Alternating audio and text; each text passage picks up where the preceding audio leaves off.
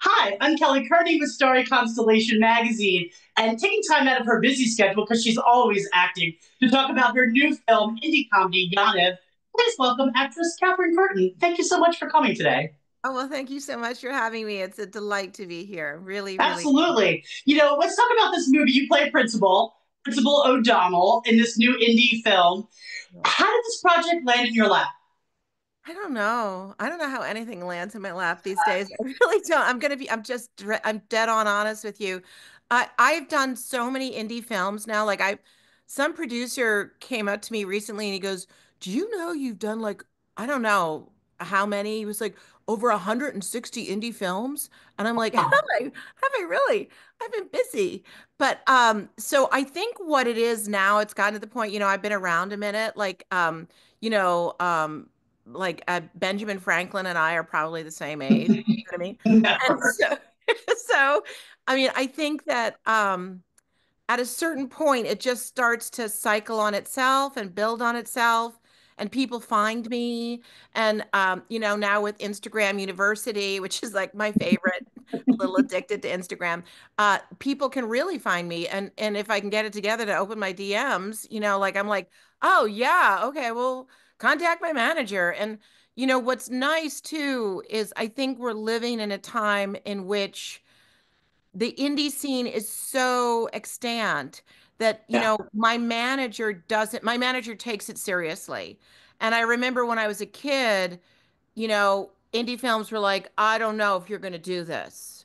And now Right. people are like, well, what is it? What's going on with that? And I kind of love to work. I love to work more than anything. And I'm of the sort of idea that it's better to be at the ballpark, whether you're watching or playing, than not be at the ballpark. Hmm. So I tend to say yes, and I just also really, I love being on set. I love being on set. And so I end up I think it's just friends and then friends of friends and friends of their friends. And um, I remember a while ago, I had an agent, I was offered a film, and I had an agent who told me not to take it because it was really stupid. This was a completely different film. And I said, really stupid? I love really stupid. I'm really stupid. I have the stupidest sense of humor possible, like in humankind. Can I read it? And I read it and I was like, I have to do it. I take this. This is really stupid. And so, I love to play ball. And I think when you go from that sort of a yes sensibility in the indie world, in the indie community, I think people are like, oh, go get her. And so Right. I just literally, I think I have 4 projects this month. I literally Wow. I just go from set to set. And I think if I was younger, if I was starting all over again, I honestly think I might have tried to be a filmmaker myself because Hmm. that's how much I love set. That's how much I love. But when I was a kid, there was Nancy Savoca. There was so few people, Doing doing indies. indies. Like Slackers was Oh, mind-boggling. wow. It was Yes. it was mind-boggling when people Yeah, that saw was that. like the first movie that really grabbed a hold of the zeitgeist and being independent that I can remember in my lifetime. Me too. Thank you for saying that. And I think it really created a culture of like, what are we making? And Yeah. and who is making it and how are they thinking about it? And so I'm just a lover of the indie scene and I always have been. And I think no one sets out to make bad art. So I always feel like, I'm going to show up 4 o'clock in the morning. I'm there. And, And also now they're being recognized by yes. awards, by, Yes. before it was sort of an underground thing. Maybe you'd play in an art house, maybe you'd play in a small run. But now they're catching awards. People are more open to things. People are more open to subtitles. People are more open to Yes. all sorts of movies now. Yes, yeah, and I think I'm hoping that the mainstream, Friday night, sit on your couch and have a beer audience, I think they're going to, want to search out more indies also because on some level that voyeur, that independent thought person, the making of art not by committee, not by corporate structure, but by that one or two filmmakers, I think that's where you get some of the most fascinating art. And I think Yeah. art more than ever right now is answering so many of the calls of what's really wanting in our society, so Yeah, all of absolutely. our I think when oppression hits the world, art flourishes. So we'll yeah. probably see a lot more fantastic movies like Yaniv coming up. Let's talk about O'Donnell. What's her leadership skills like? Because it cracks me up. The school that she's in, the kind of principal that she is. You talk about her leadership, but how did the role when you read the role? How was she described? Did she change a little bit as you worked on her? Oh my God, that's such a good question. I'm so sorry. I don't always read the stage directions or the character breakdown. I'm that actress. I'm like, I just feel it. It's just like what Right? it says to me. And what it said to me, I completely remember when I read the script. uh, like New York City public education, Mm-hmm. the 90s, in the 80s, where there was no money. There was just no money. And the principal wished they could do more and was really wanting to be on the side of what's good and right for all. But the budget is the budget, and that's the budget. And I think that it's someone, O'Donnell is, I think she regains her sense of humor, but it's a hard place for her to be in where you're the person who says no all the time to all of the greatest things that could be happening in the education community. And I think she's just resigned to it, and maybe she's a little labored unto it and maybe disenchanted by it. And I think Mm-hmm. that's what, for me, Yaniv, is a moment where all of these people rise to say possibilities exist and we've got to find a way. And, so many different communities come together to put on a play, Make it happen. to make it happen. And I just love the idiosyncratic nature of, how it happens and the game and going into a community, the Hasidic community, a woman infiltrating the community, making the community coming to the school and say, why did you do this? Okay, Right. well, now we got to put the play on. Now, why didn't you just come to us? So I think it's just such a great way to wake up the world, who see it, or wake us all up, our hearts up, and say, wait, it's possible. No, no, it's possible. Come on, it's possible. It's possible if you're very creative, which was what made this possibility. Let's talk about what the movie, when you first read it, what made you not just want to star in it, but also be an executive producer? I love these guys. I love the creatives. They lead with their heart as humans. They're incredibly kind.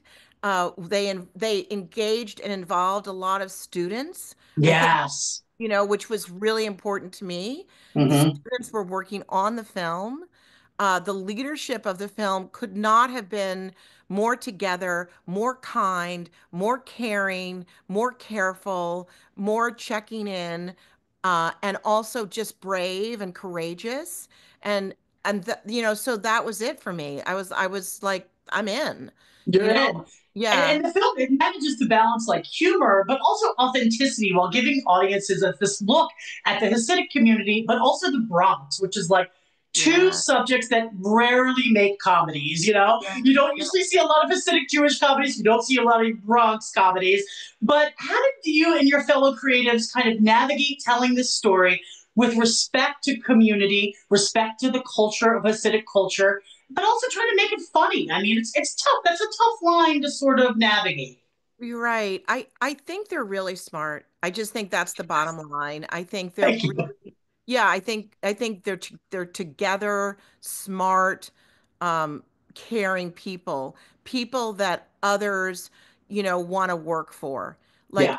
Like, and I think once somebody wants to work for you, whether or not you give them a private dressing room or a private bathroom, or there's just nowhere to stand but in a corner with 500 other people, they're going to be fine because you have shown care and respect and love, and that the art is super important.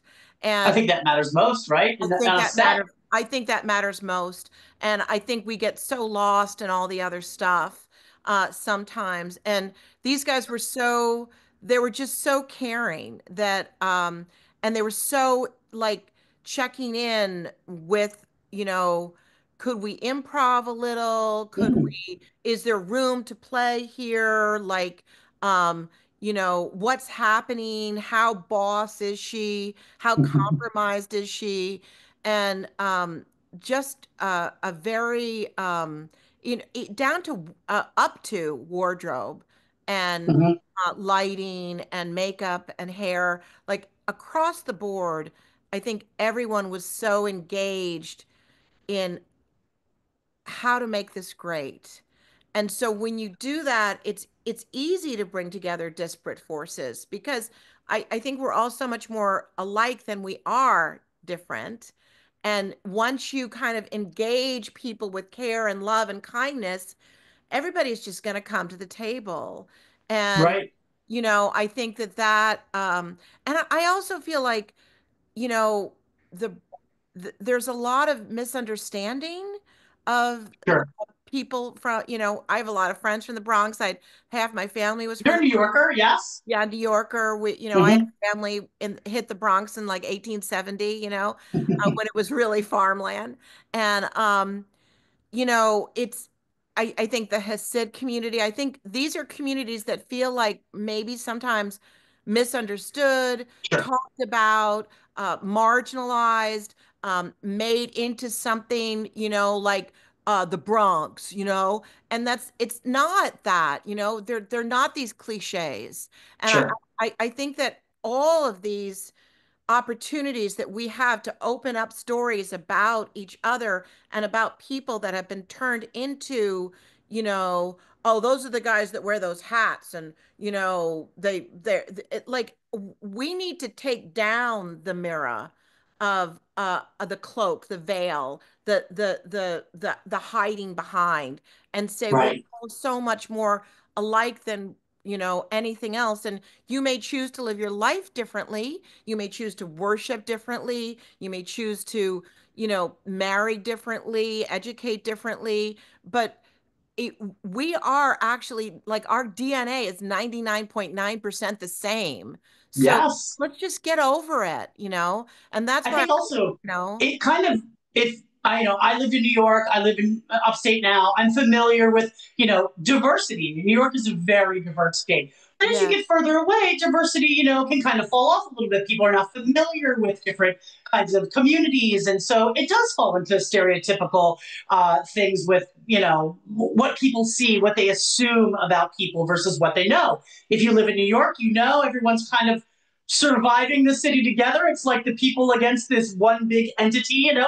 Nobody kind of notices those differences. But outside of New York, those differences tend to fall into stereotypes. And this movie does a great job of like kind of poking fun at that, but also dropping, you said, the veil and being like, they're just like everybody else. We're having a good time. Yeah, There's yeah. just a learning tool, I think, with this movie for people who are not from New York.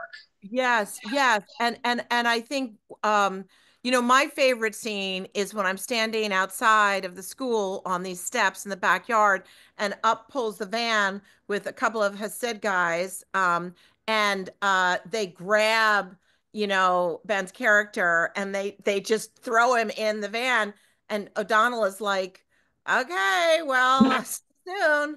I mean it's just and I think that's such a New Yorker attitude Yeah, of I don't really know what's going on, but not my business. not my business. And they seem to be driving, I guess, safely. So I guess I'll just wave goodbye. Like there's such a sense of allowance and I think Yeah. and freedom of action and freedom of movement. And And that's freedom to be all yourself and and not freedom be to be judged by yourself. it, Yes. and just to be taken at face value of who you are as a person. I think that's the kind of brilliance of New York. Like all the other stuff falls away. It's just who you Yes. are as a person and how you treat each other. Yes, and how actually we're all really good-hearted. Like Absolutely. I really believe that about human beings. I really believe that if you give people a chance, they're we lean toward puppy love. I just believe it. And maybe not across the board, obviously. There's a great deal of darkness and tragedy, but I think, I think justice wins out. I think goodness wins out. I think the heart wins out.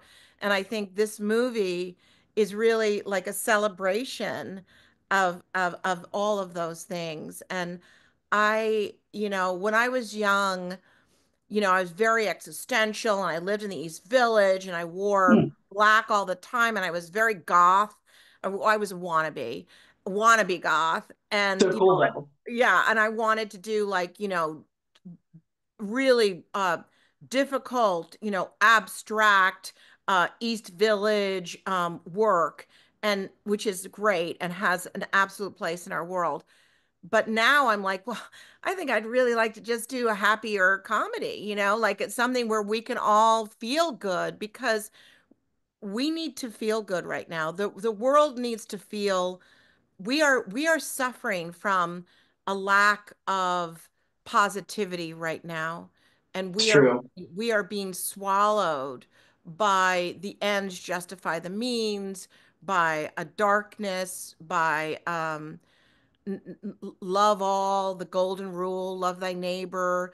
These are the things that drive us forward as human beings and how we will survive. And what AI does not have is empathy. What It's AI, true. right? So the more we create, like everybody's like, oh, AI is coming, it's gonna take over. Okay, well, you better get your empathy on then, because that's the one thing you got over that machine. So I feel like things like this really create a sense of community from Sure. very disparate forces. And I love that. I'm so proud to be a part of any conversation that unites people. That unites people. When you were mentioning earlier that some of your favorite moments from acting is being on set, you must have some hysterical behind the scenes moment from the cast, because I'll get to it, but I wanted to mention that real students were in this film. So you had Yeah. the young people, their energy. You had real teachers as actors on this. We'll get Yeah. to that also, but there must have been a fun behind the scenes moment that you remember. What I really remember is just as a mom, the incredible respect and professionalism that these kids showed on set. I remember walking down the hallway with like a lot of kids there, and there wasn't screaming, there wasn't running around, there wasn't, all sorts of craziness. There was just a bunch of kids like they were going to make a movie. They were going to be a part of something. And that really struck me. And what also struck me is that, these are public school kids, right?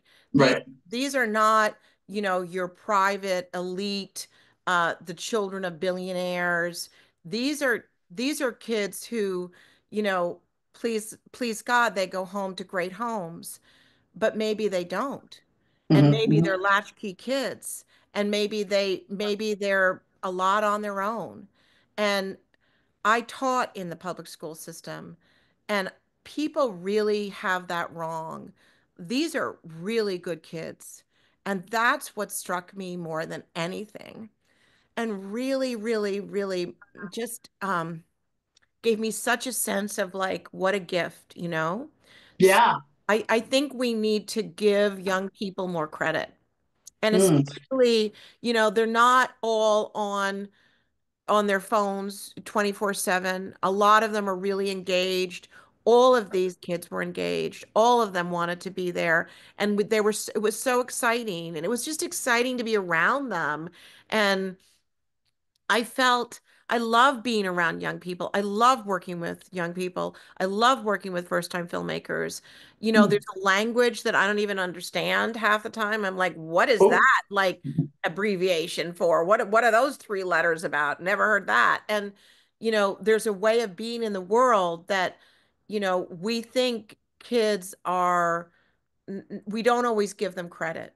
And Yeah. that's what struck me in the hallway and working with them and being on set with these kids and with is how much credit we need to give young people today.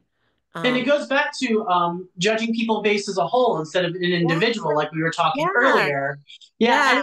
and I mentioned earlier that we have teachers involved in this. Yaniv was written and directed by Amnon Karmi, who also stars in the film. He plays the Rebbe. What was it like collaborating with someone kind of wearing so many hats, literally, because he wears that in that one scene? Like, so what was it like, kind of creating with that? Um, I never sensed that this person was stretched too thin. And I'm sure Really, that, yeah, I'm sure all of them were stretched very thin because on an indie budget, it's it's creating go go go. and it's also creating through adversity and it's Mm-hmm. also not enough money. So any one person on set is going to be doing five jobs. And I never got the sense like I would pull up in the morning, they got me a car and I would pull up in the morning and there'd be somebody to meet me and one of these guys and they were high and they were happy and I'd walk in and like I never got the sense that this was a lot because it was Uh-huh. a lot. It was pulling a feature out of really a very small budget. And so and a very complicated feature. Like I didn't know Yaniv existed. I didn't know about this card game. I still can't play it. I mean, I'm terrible at math. So, that's just beyond me. But I didn't know, like, I didn't know this whole world existed. I got to Right, travel without like even leaving Brooklyn, which was, right. I always enjoyed traveling without leaving Brooklyn. That's a, Well, Mitchell Fields, he plays Mickey in the film, and he was actually Amnon's real high school teacher. What kind of dynamic did that build on set? Were they, did they have that sort of teacher student vibe while they were working?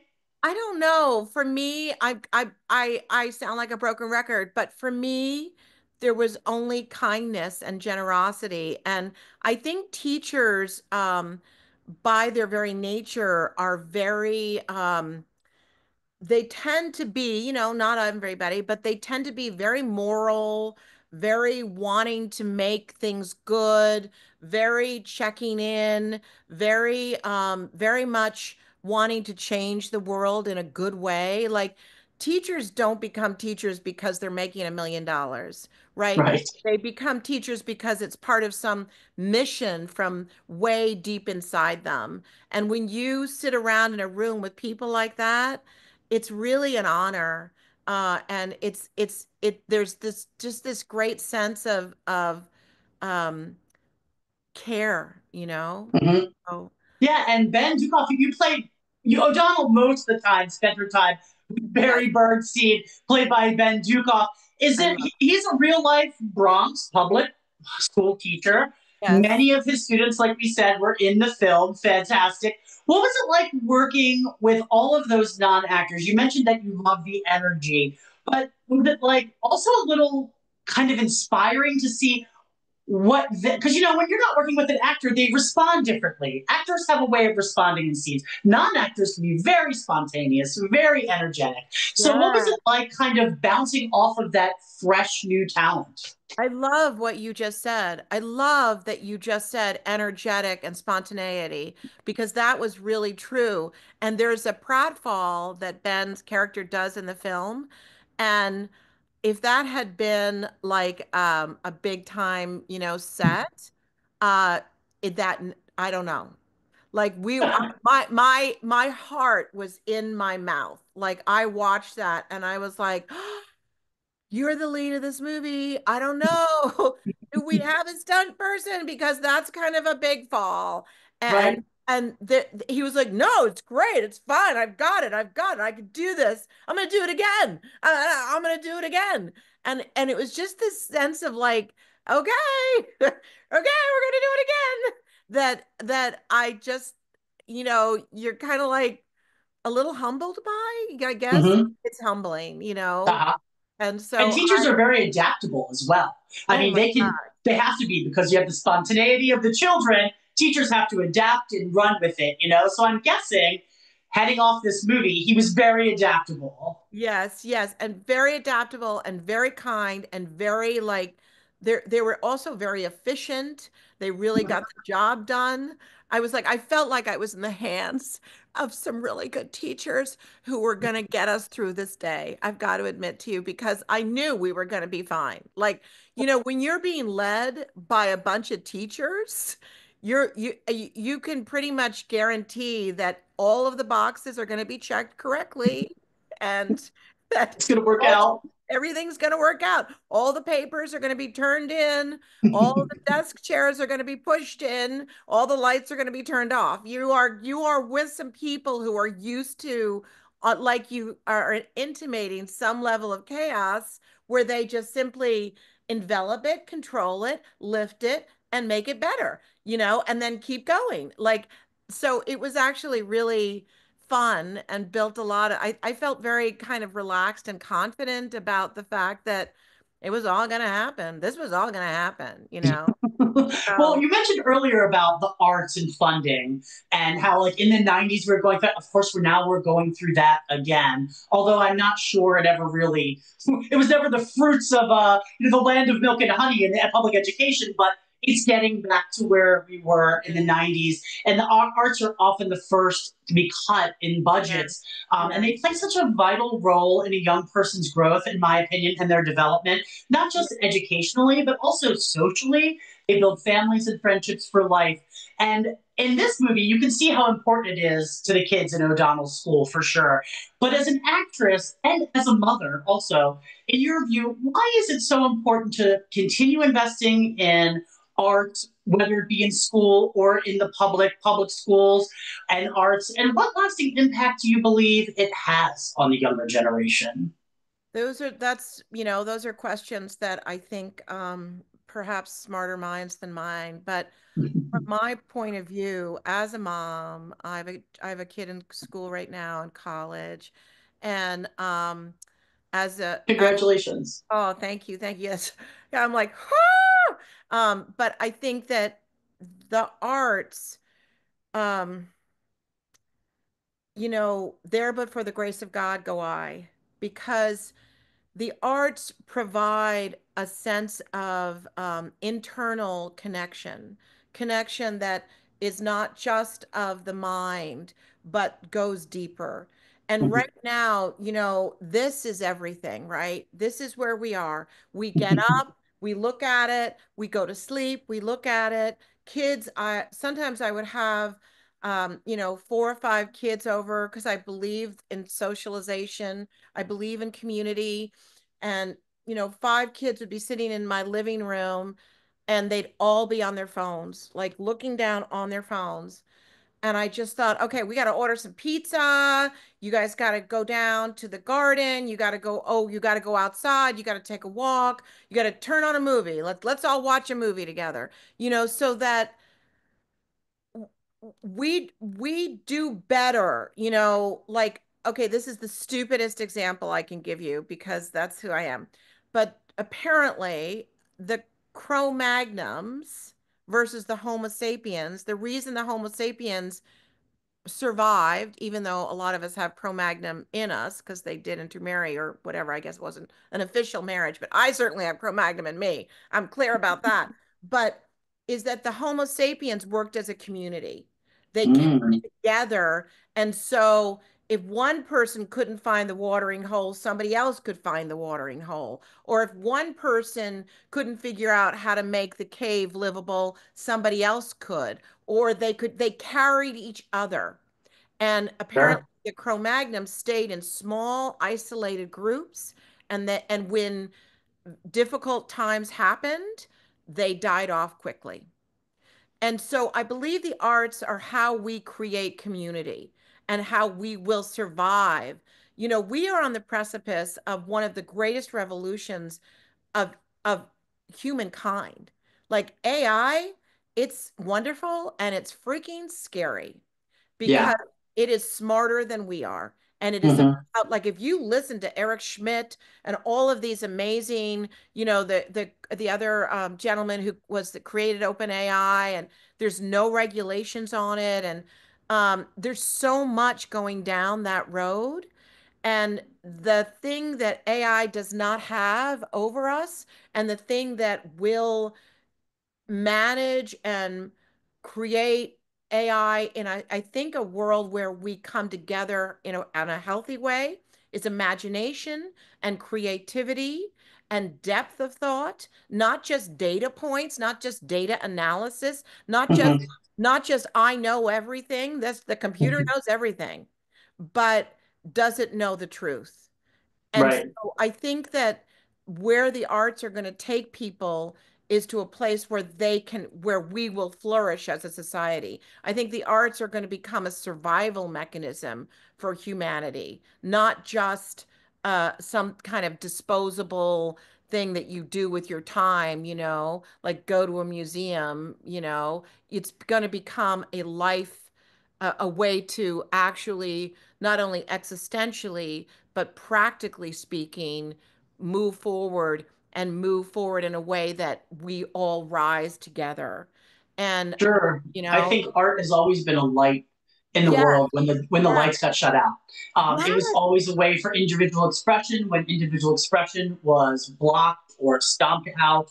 It has yes, always been, if you look at art, great art throughout time, whether it's media or painting or whatever, sculpture, it always flourished in the darkest times of humanity. It yes. always was a way to escape it, and I think, unfortunately, we might be looking at some incredible art coming our way. I agree. I agree. And also just to you walk into your home and you turn on Rhapsody, in blue, or you turn on Ella Fitzgerald, or you turn on any of, you sit down and you read some Chekhov, you reconnect with something that is only human. Mhm. We are humans, that that humanity is actually vital and important. And that's what makes us great. And that's what AI does not have. And so I think we need to remember that humans are important. And I think art teaches humans that you matter, You that matter. we matter.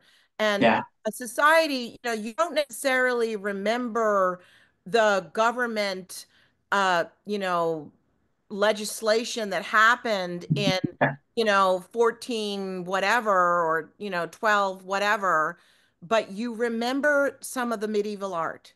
You remember, the painting. You remember, like, you look at the Roman Colosseum, you look at the Egyptian pyramids, you look at the things that we have created, and it's wondrous and it's inspirational, and it's a way to move up and to move forward. And I think art, I'm not a religious person, but I'm a spiritual person, and I think art is a spiritual quest. And I think Yeah. right now we have to be questing, not in fear and not in hatred, but in forward movement of art and love. And art is for everyone. Art is not for the person who can throw the football to the end of the field, which is amazing and that's so great. But art is for everyone.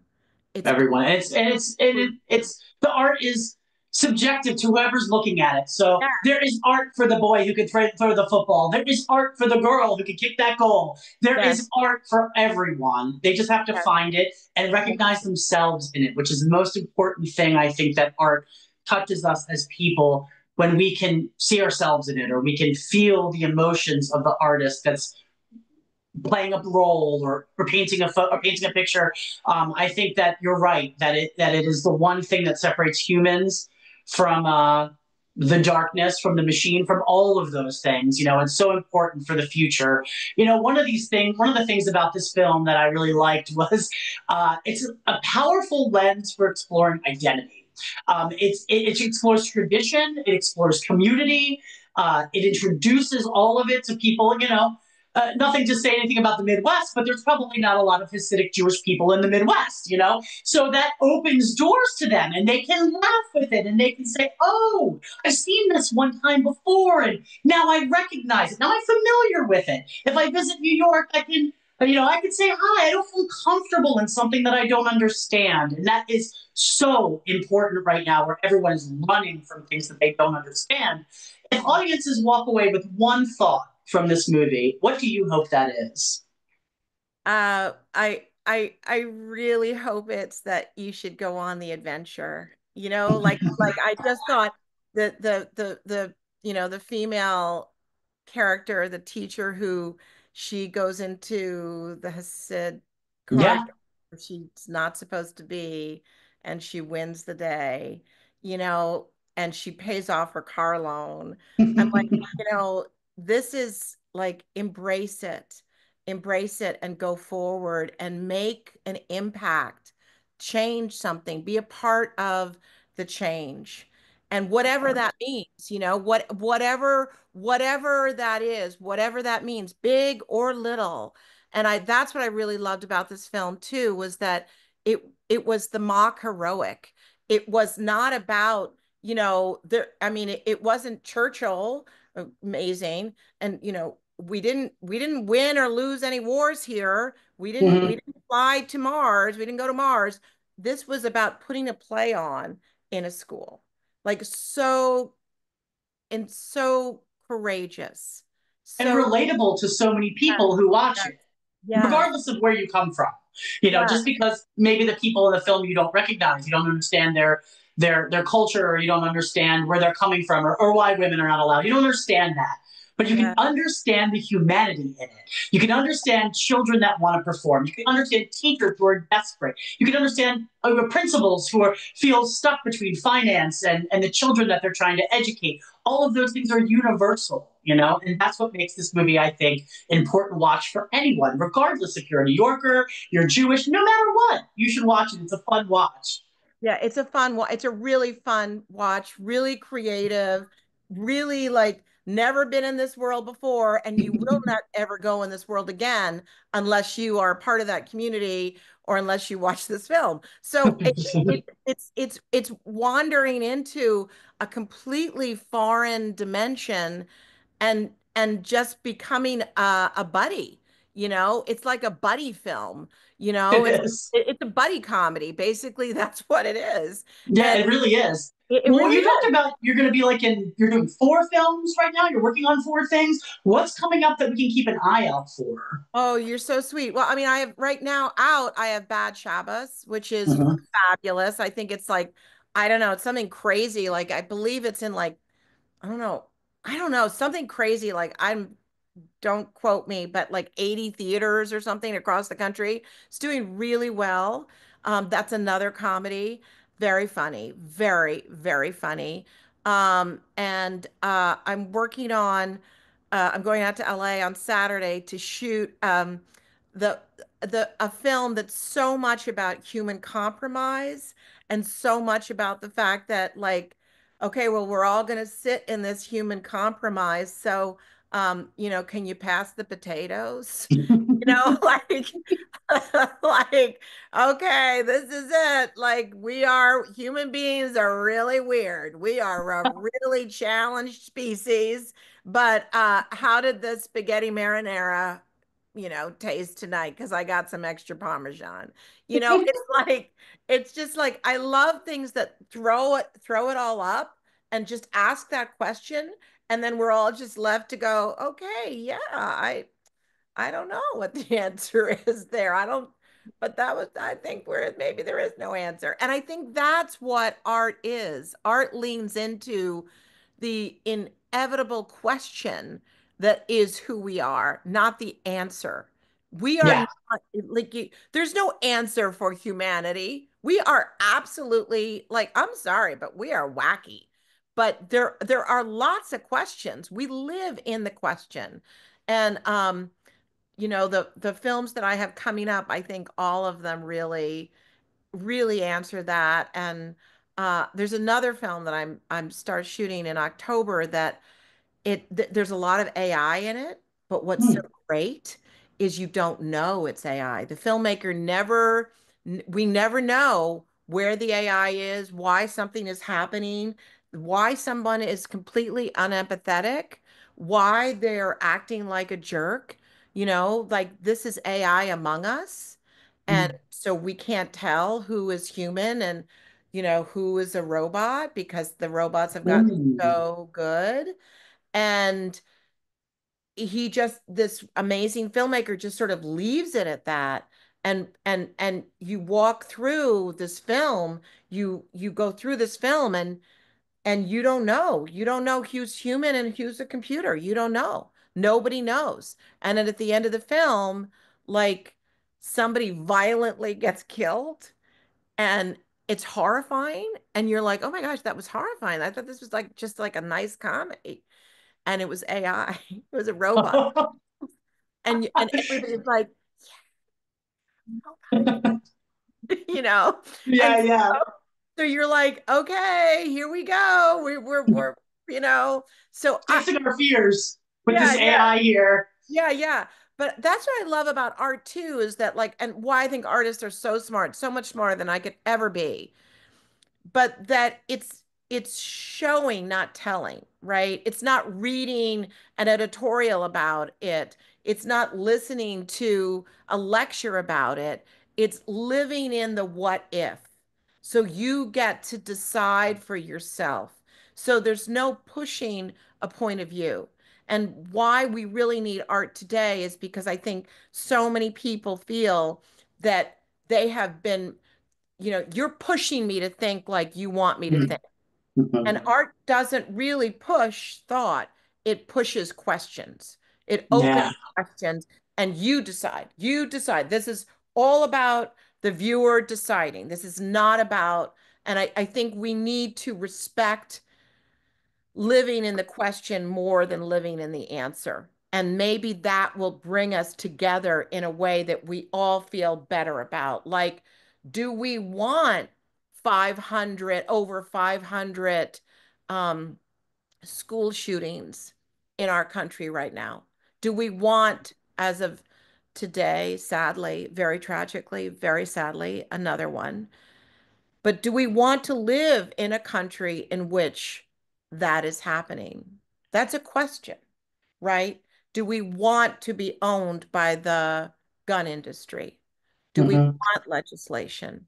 My grandfather was a hunter. He came from Nebraska and they were poor growing up. And, he went out and he got that squirrel. Necessity. Yeah, he got that bird, but he 24 out of 25 bullseyes. He could take a squirrel right out of the tree, a bird out of the sky. He was amazing, an amazing shot. I never saw a gun. I never saw ammunition. I was in his house every day growing up. And I think that the respect of what he understood, he knew how to do was something that we need to engender more amongst the community of people who want to have guns. And you have to have a license to be a nail technician, but you can't drink until you're 21, but you can own a semi-automatic or automatic, whatever weapon. Yeah. And I think we need to relook at who we are and ask ourselves, because human beings are, that's also what's so great about art is it heals people and it takes people out of a darker place and says, well, okay, so as opposed to feeling suicidal or homicidal. I mean, I'm not a doctor. I'm really quite not intelligent. But as opposed to feeling those things, you know, how about sitting down and, watching a movie and having a good cry, you know, Yeah. and Yeah.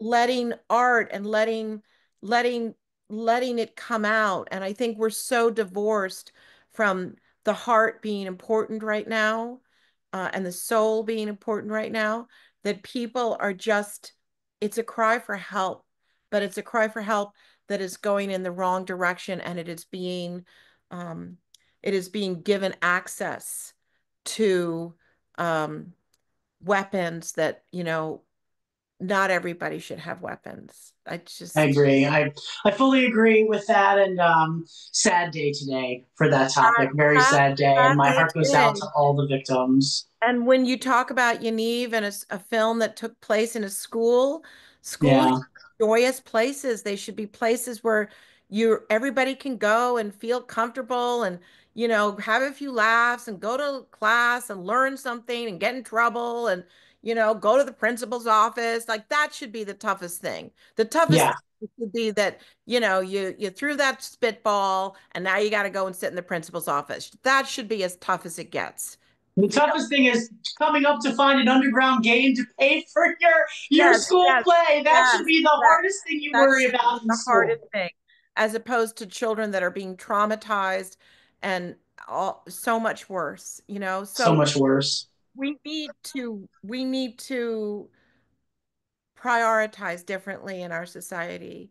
And I hope that films like Yaniv teach us that we need to be on the right side of learning, the right side Yeah. of action, the right side of moving forward and care and love.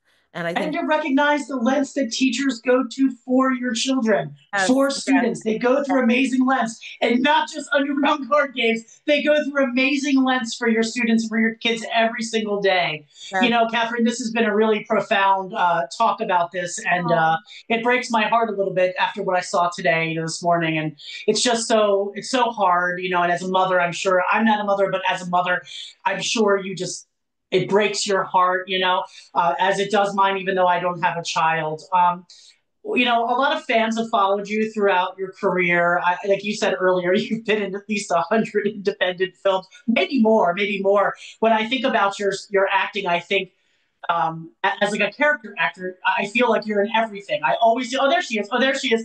And obviously fans loved you in Orange Is the New Black. They absolutely love that character. I certainly did. What would you like to say to all these fans who are going to watch this? Who are going to get their hearts touched, I think, a little bit, and also going to watch this movie and love it. I would say seize the day. That's what I would say, seize the day, change the world. And Thank you. and that you are the story that you create. And I think that's what Yaniv taught me and teaches is that you've been given a no, so figure out how to make it a yes. Like don't accept no. No is not an answer. No is just a workaround. You Yeah, know, like applause. yeah, a pause. It's a pause. Let's not look at this as a definitive action. So, I think it's great in that way. My puppy is having nightmares. I got a new puppy has nightmares. So that's what you're hearing in the background. My puppy is full-blown nightmare right now. Nightmare. Possibly because he's thinking about the way the world is going right now and the things that we've been talking about. Rest easy, puppy. Your life will be golden. I got you. I got you. Well, thanks so much for chatting with me, Catherine. I love this movie. I know fans, you can watch this movie. It's doing the festival circuit. It was released in March. It's on the festival circuit, so fans can find it there. Check your local festival. Look for Yanni if you definitely want to catch it. You definitely want to figure out that game. I know I Googled it last night, actually.